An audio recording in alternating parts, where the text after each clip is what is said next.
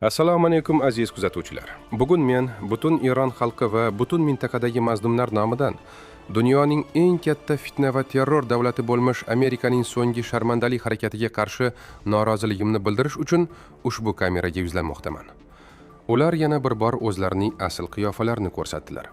Washingtonning adolat uchun mukofot deb atalmish dasturi orqali bizning birodar eronliklarning oliy rahnamosi oilasi a'zosi hurmatli Mushtaba Xomanai va boshqa bir qancha faxriy davlat arboblarimizning boshi uchun pul mukofoti e'lon qilindi. Summa $10 million.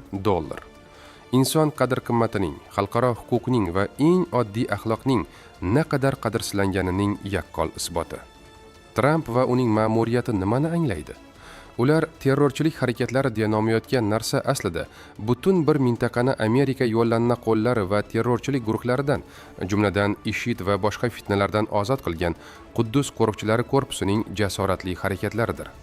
O'sha qidiruvdagi deb nomlanayotgan insonlar, Ali Larijoniy, Yahyo Rahim Safaviy, Ismoil Xatib va boshqalar, bu insonlar Eron xalqining farzandlari, uning sha'ni va izzatini himoya qilgan sodiq xizmatkorlardir. Ular amerikaliklar terrorizm haqida gapirishga qanday haqli? Ular butun dunyo bo'ylab urushlar ochib, butun xalqlarni vayron qilib, millionlab begunoh odamlarni qochqinga aylantirgan bir paytda, Eron esa har doim tinchlik va murosasizlikka qarshi kurash markazi bo'lib kelgan. Asl terrorchi bu Eron xalqiga yillar davomida og'ir iqtisodiy sanksiyalar bilan zulm o'tkazayotgan, dori-darmon va oziq-ovqat yetkazib berishni to'sib, bolalar va kasallarning o'limiga sabab bo'layotgan rejimdir. Bu iqtisodiy terrorizmning eng yomon namunasidir. Trump janoblari, sizning bu o'yinlaringiz eski va eskicha. Siz Eron xalqini qo'rqita olmaysiz. Sizning mukofot va'dalaringiz hech qachon Eron xalqining o'z rahbariyatiga bo'lgan sadoqatini so'ndira olmaydi. Biz bir-birimizga bog'langan bir daraxtmiz. Bizning kuchimiz birligimizda, e'tiqodimizda va buyuk ma'naviyatimizdadir. Sizning $10 million bu xalqimizning qadr-qimmati yonida bir dona xasdan ham arzimasdir. Siz adolatni xohlaysizmi?